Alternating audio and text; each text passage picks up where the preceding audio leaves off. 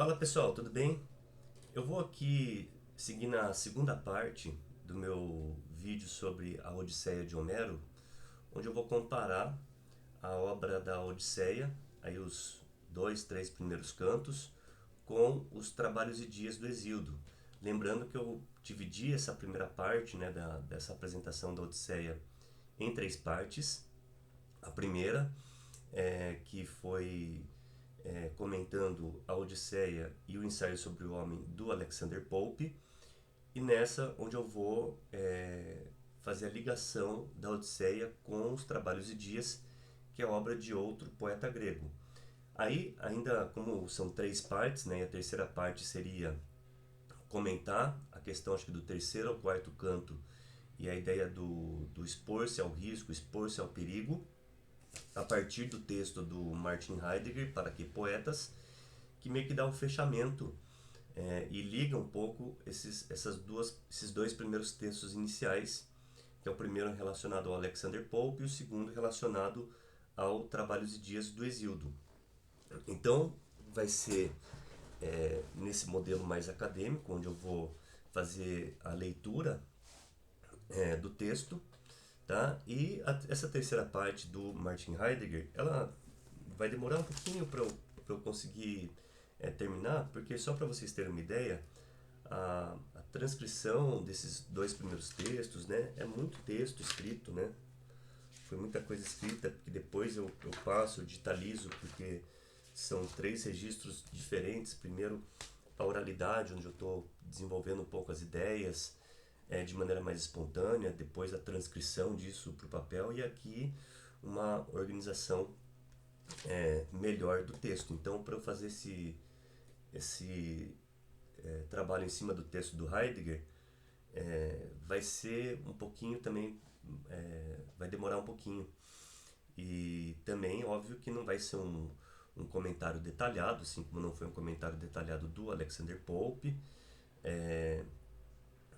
porque são coisas que ainda estão para ser desenvolvidas, né? Então eu vou ali, texto comentado, canto 2 da Odisseia, a formação de trabalhos e dias de Hesíodo a partir do canto 2 da Odisseia de Homero, beleza? Então vamos lá. A princípio, eu havia pensado que o canto 1 da Odisseia, que apresenta a cólera de Telêmaco, continha elementos da obra Trabalhos e Dias de Hesíodo. No entanto, pesquisando a ordem cronológica de composição das obras de Homero e Hesíodo, necessário para determinar qual obra que contém o ensinamento da outra, ou seja, quem foi professor e quem foi aluno entre Homero e Hesíodo, a obra de Homero é anterior à obra de Hesíodo. Portanto, é a obra de Hesíodo que vai conter os elementos da Odisseia de Homero.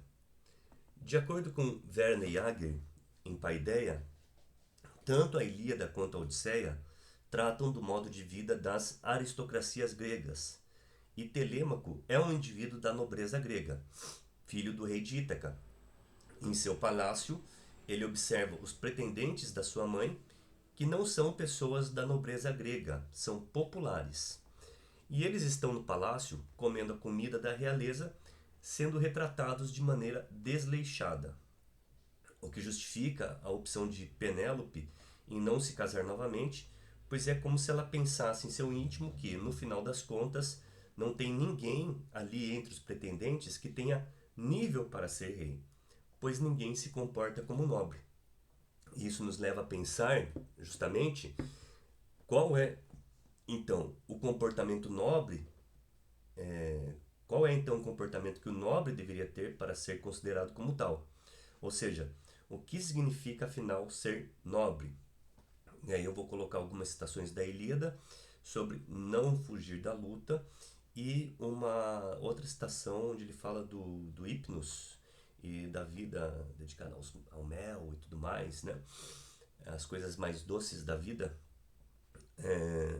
que também está na Ilíada, eu vou citar aqui para comentar. Nos primeiros cantos da Odisseia, subentende-se que ser nobre significa trabalhar pelo próprio sustento. Isso que tornava necessária a busca pela excelência, como veremos, excelência tanto técnica quanto moral.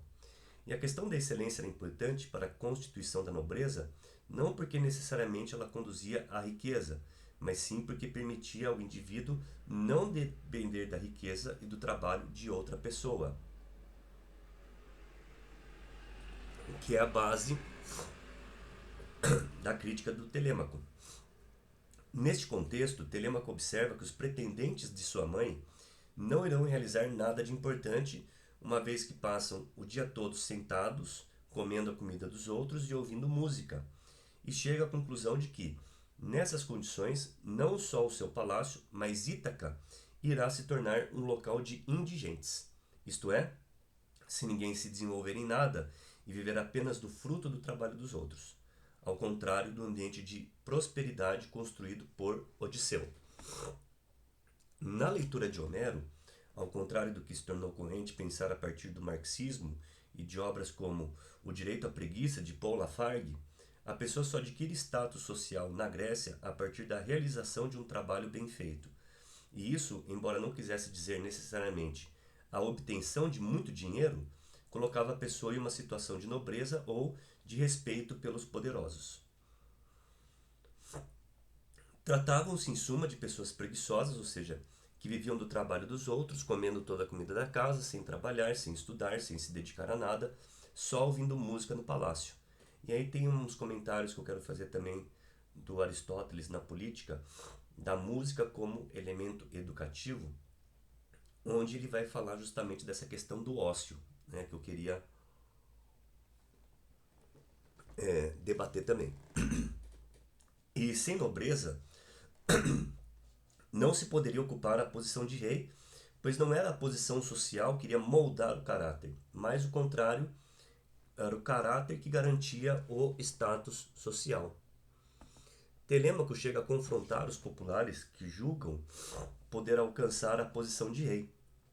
Aí tem uma citação do Telêmaco, quando ele fala de minha casa deveriam sair e tal, que eu também quero discutir da Odisseia. Ao comentar que Zeus prepara atos de vingança contra tais comportamentos, os gregos entram em um universo moral que também difere muito dos seus primos egípcios. E aí também eu vou colocar uma citação do Shaw sobre a questão da não onisciência dos deuses egípcios. É um elemento kantiano, embora pela ordem correta seria mais correto dizer que o imperativo categórico de Kant, que possui inspiração grega na sua formulação, de olhar para o alto, para o céu e o seu concomitante despertar da lei moral. Pois, como afirma Hesíodo, Zeus é o ser que, habitando as excelsas moradas, é capaz de a tudo observar. Ao contrário, por exemplo, de seu irmão Hades, que, morando em cavernas subterrâneas, não está em condições de observar o que acontece fora da caverna.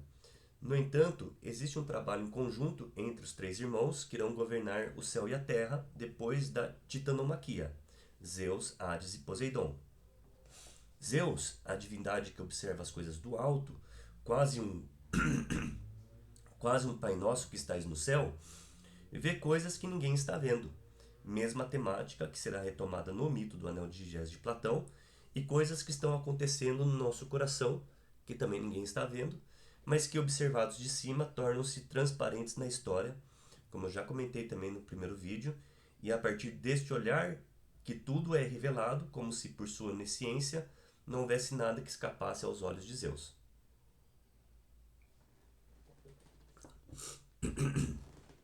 Então é como se Zeus estivesse observando aquilo que os pretendentes de Penélope não estivessem se dando conta.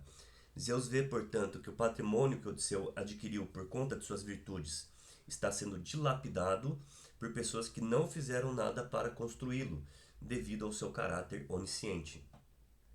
No Hesíodo também aparece a imagem dos guardiães de Zeus, que estariam entre nós observando o que estamos fazendo.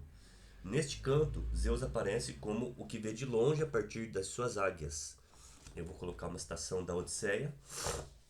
A partir da observação que Zeus faz da situação a partir de suas águias, ele compreende a situação de Telêmaco com os populares destruindo o sustento da família de Odisseu.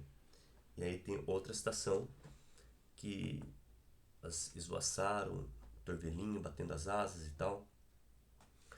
Então é Zeus quem já decreta a morte dos pretendentes de Penélope. E isto explica por que Odisseu, em seu retorno, disfarçado, consegue derrotar todos sozinho. Porque na verdade ele não está sozinho, na medida em que aparece acompanhado dos deuses. E aí, vou colocar também uma citação que aparece Atena acompanhando Telêmaco. O próprio Telêmaco, saindo dos riscos que seu pai corria, é alertado sobre os perigos que seu pai está sujeito. Desse modo, ele consegue vencer a multidão, pois os deuses estão punindo as pessoas pela sua injustiça, qual seja a de usufruir do fruto do trabalho alheio e permanecendo em estado de indigência. Não devemos nos esquecer que Zeus é irmão de Hades e Poseidon, e como afirmado, eles trabalham em conjunto. Logo, ele observa, Poseidon agita os mares e cuida do naufrágio, e Hades recebe então os imprudentes. Então, nos 3 primeiros cantos, temos o ensinamento principal de Hesíodo em Trabalhos e Dias, e que vai ser construído da mesma maneira. Onisciência, observação de cima, moralidade. Só que os ensinamentos da Odisseia são para a nobreza e aristocracias gregas, cujo caráter nobre é justamente devido à sua capacidade de não ficarem acomodados no ócio.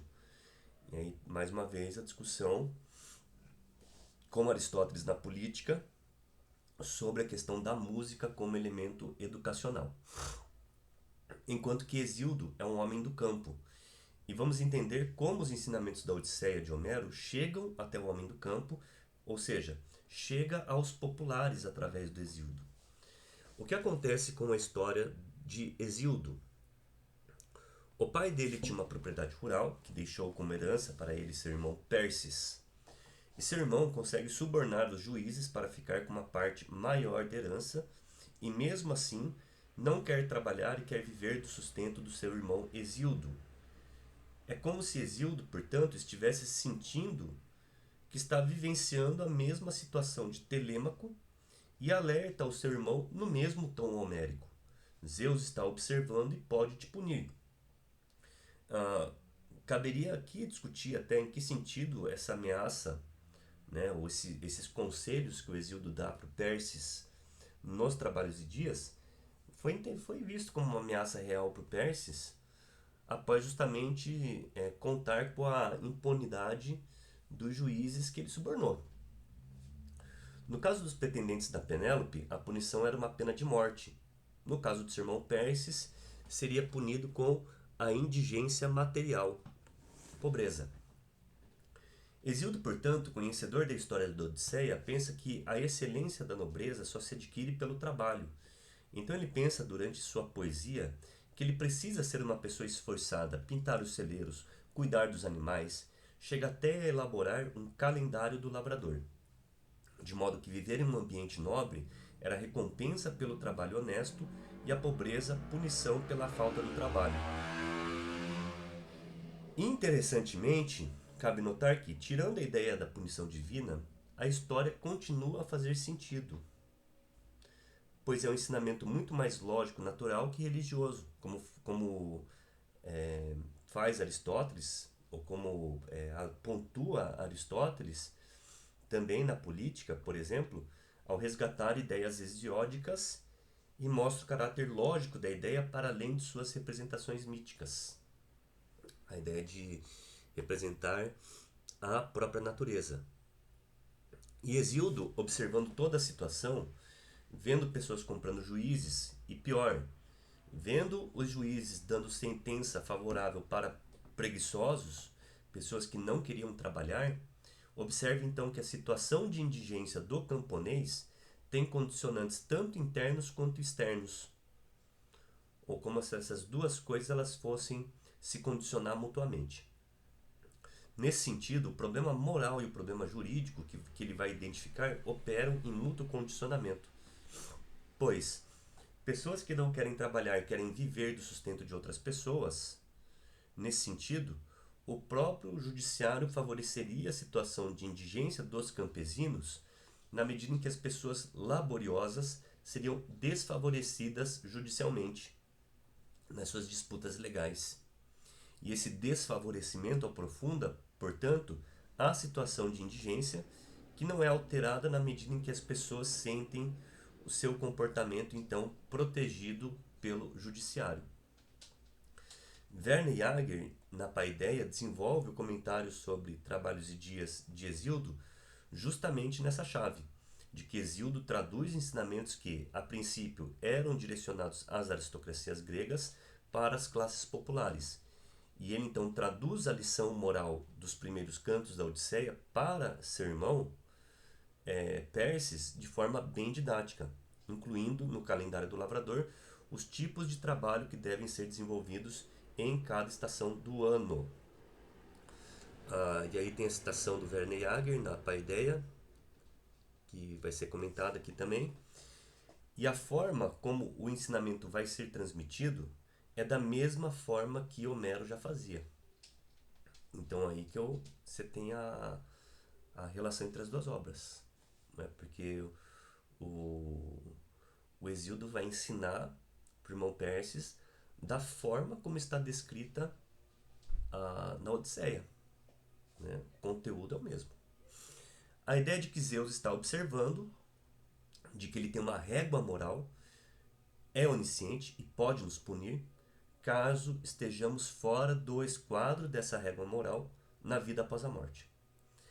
Essa concepção moral do elemento moralizador, basear-se no medo, já era criticado nas obras de Eurípides, por exemplo, Hipólito, aqui onde você vai ter